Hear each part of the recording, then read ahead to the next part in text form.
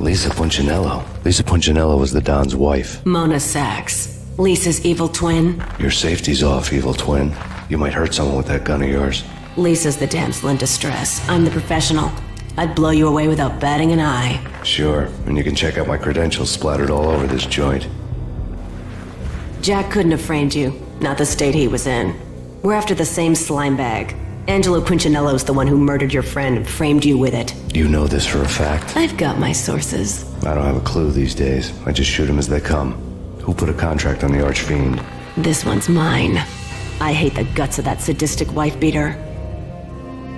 Why not pool our bullets for this one? I thought you'd never ask. My finger was starting to twitch. How do you like your whiskey? I'm easy, as long as you don't try to slip me a Mickey. You're a real angel, Max. It was good stuff. Tasted sweet as honey going down. Nothing personal. Can't risk you going berserk and getting Lisa killed.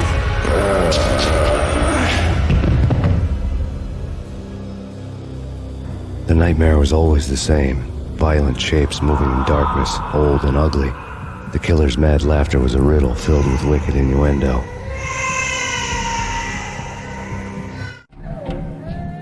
Somewhere, the baby was crying.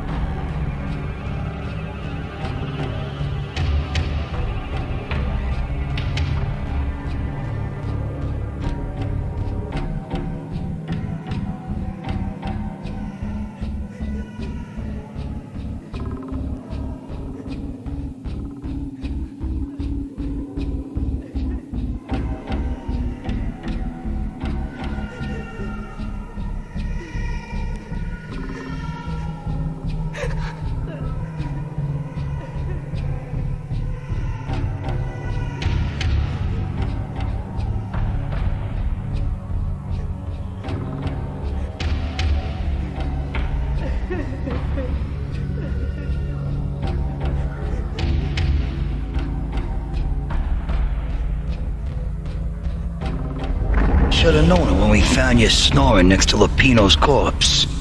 A comedian, huh?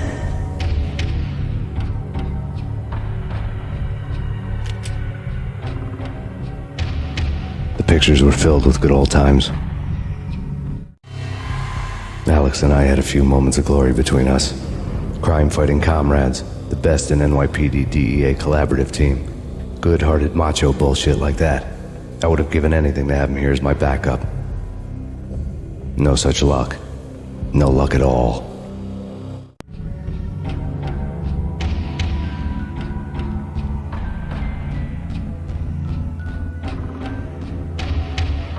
Michelle looked at me from the photo. The Payne family. Happiness captured in a Polaroid moment. I had thought it would last forever, till death do us part. I didn't want to think about it. As long as I didn't, it could never happen. But I had broken my own rule. The thought had already slipped in. Fear was rusty needles poking at my brain. Cold and scaly, it slithered down my chest.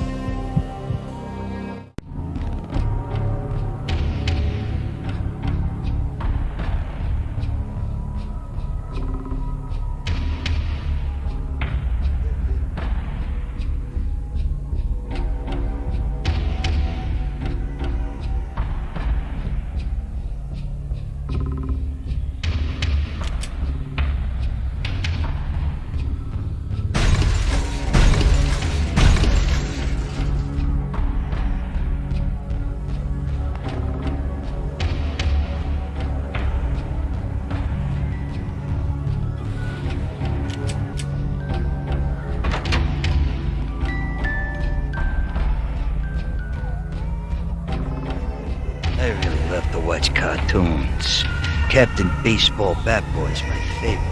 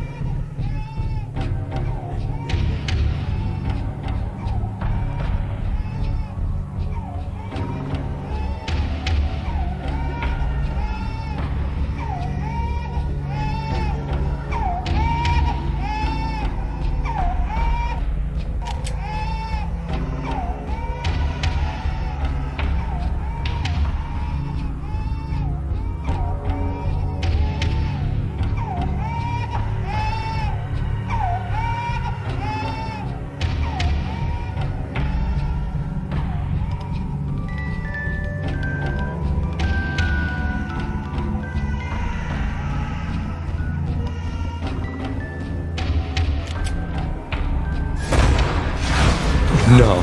No, no, please, God, no.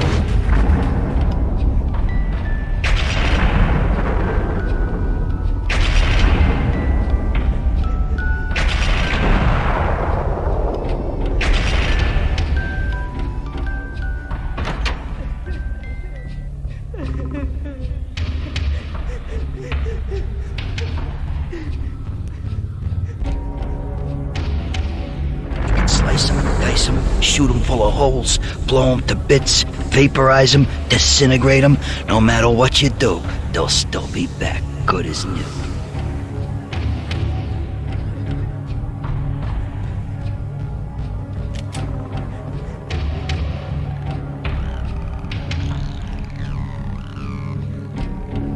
Michelle's diary lay on the table. Max, no, please, Max. Why? I didn't mean to. I'm sorry.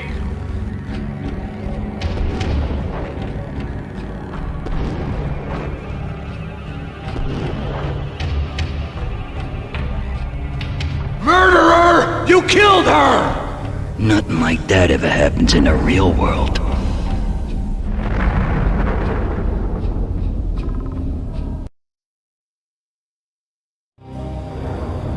I woke up in a bad dream.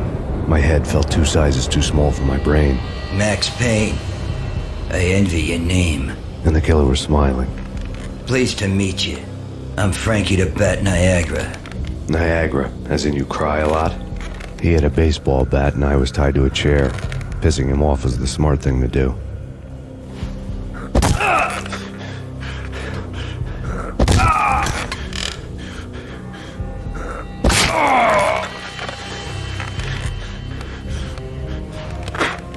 Nothing wrong with a little laugh now and then. Take me, for example.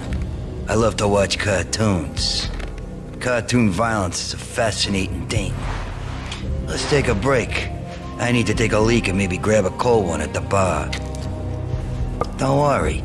I'll be back to finish this off. And then, it's checkout time.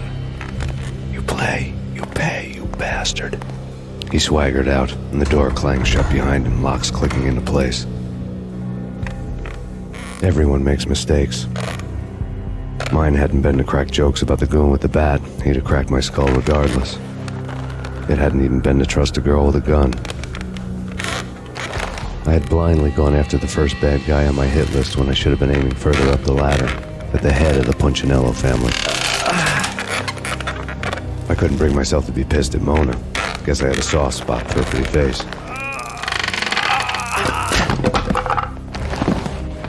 But when somebody decides to play baseball with your head, you tend to get sore. They had dragged me back to the basement of Lupino's hotel. I was beaten, bruised, and blue. I felt like the chair I had broken to get free.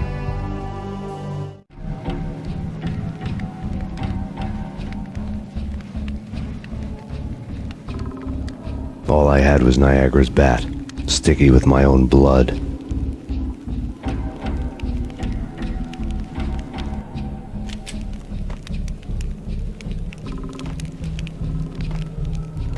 Without a gun, I'd be no match for Frankie's men. I'd have to play hide and seek with them.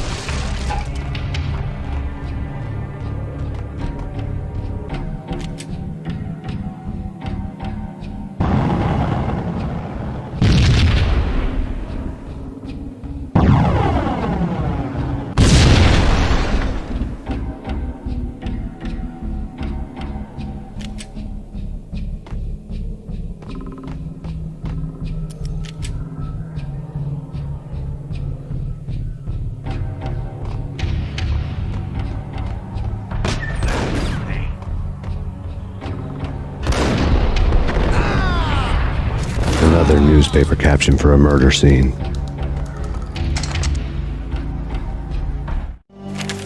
Frankie had left his calling card, a Captain Baseball bat boy strip, next to a sewer passage filled with bodies.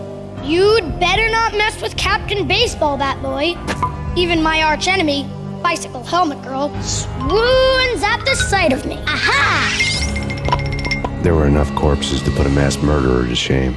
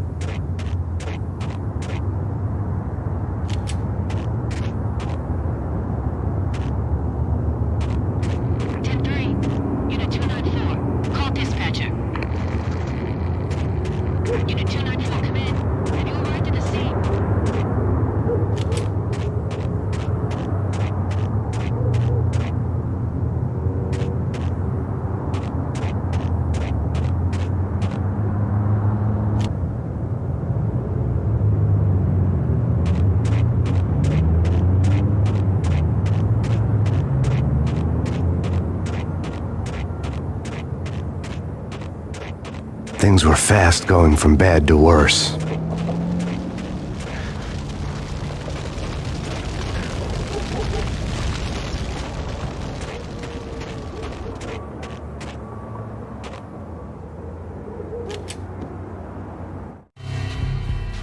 The men in blue had come and gone. They had decorated the place with chalk outlines and tied it together with yellow tape. The cops who had stayed behind were dead. Frankie, his boys, and I had the place all for ourselves.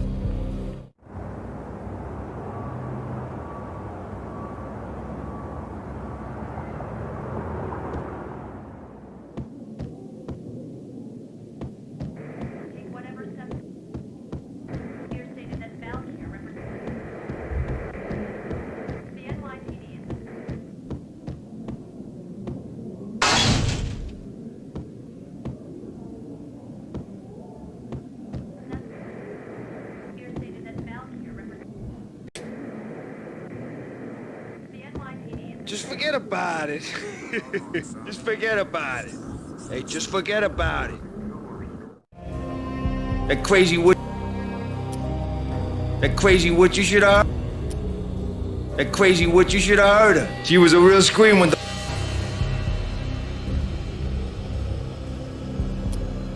That crazy witch you should have heard her. She was a real scream when the boys caught her trying to cap the Don. Oh, that's friggin' bad. To the trio? That's even worse than what Frankie's doing to that poor bastard downstairs. She's gonna take a long time to die. The mobster muscle on the phone was talking about Mona. Punchinello's trio were nothing but bad news.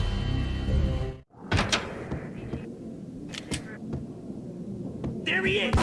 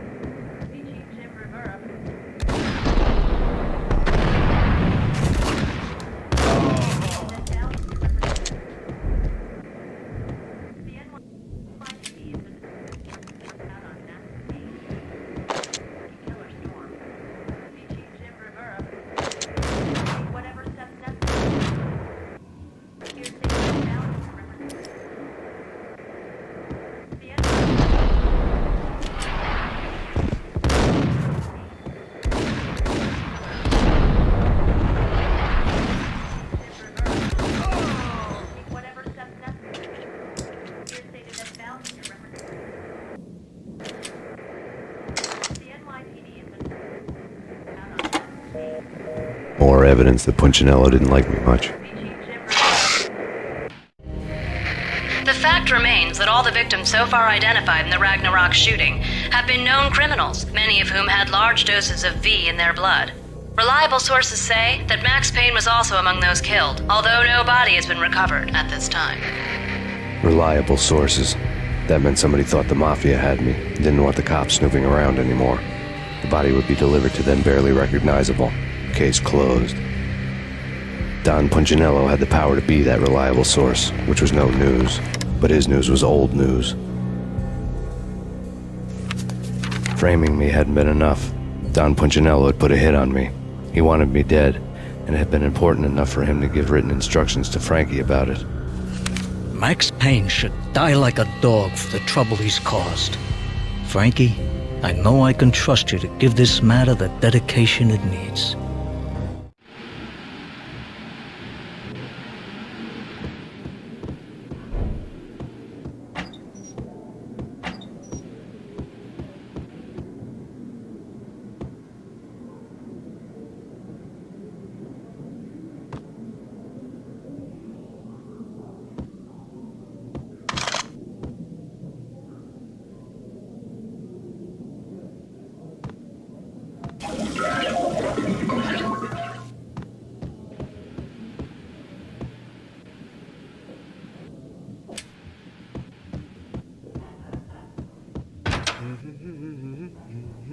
What the hell?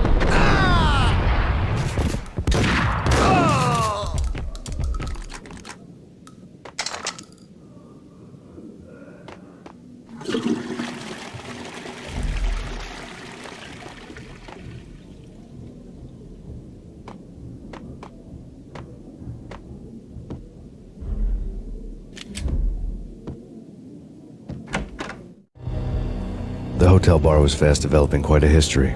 True to his words, Frankie was there, having a beer. Jesus Christ. How the hell did you get loose? Got bored waiting. Thought, what the hell, we could just as well finish this here.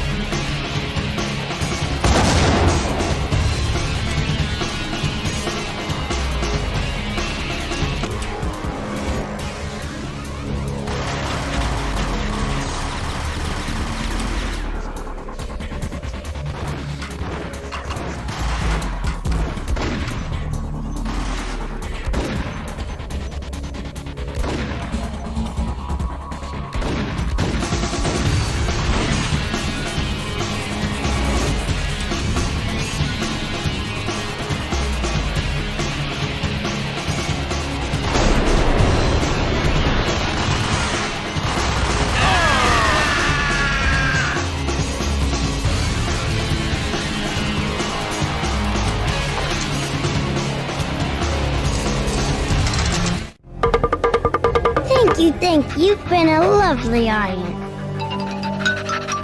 Had enough? I don't play with girls anyway. Unfair! I spotted the tail as soon as I left the hotel. A big black Mercedes. I'd seen the car before.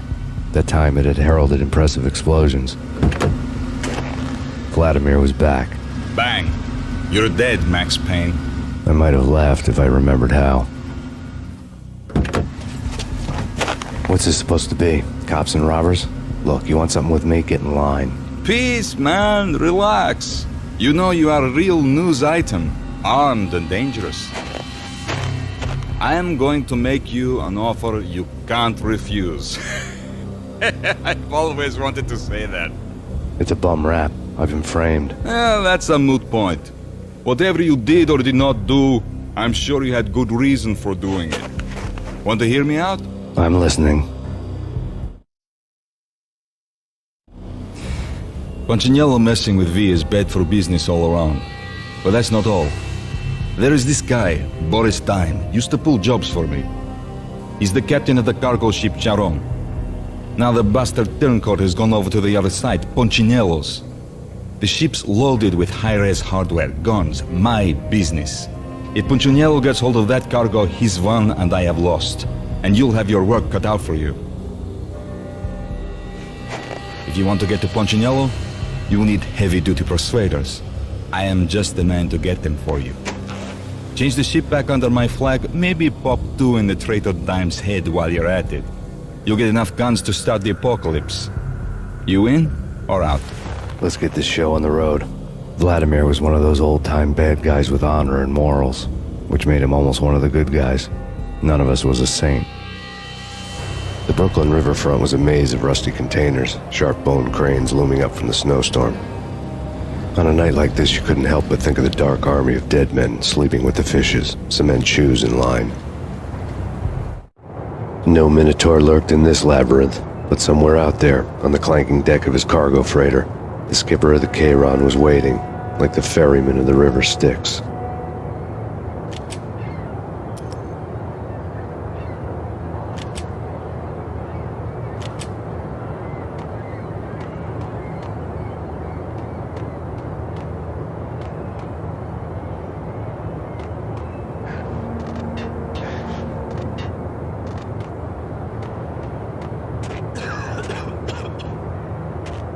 Hold it!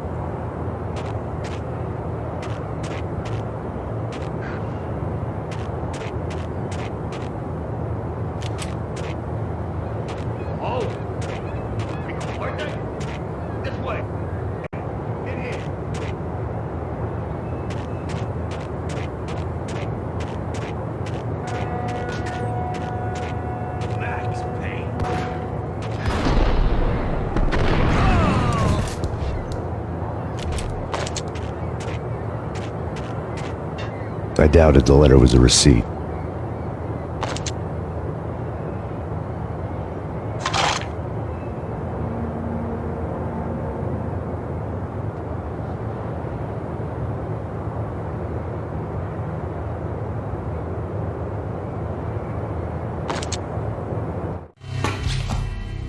Rico Muerte had come to town to do more than just sort out family troubles. Exhibits number 1, 2, and 3. A briefcase of money, a sniper rifle, and an envelope with one word neatly printed on a folded piece of expensive paper. Mayor.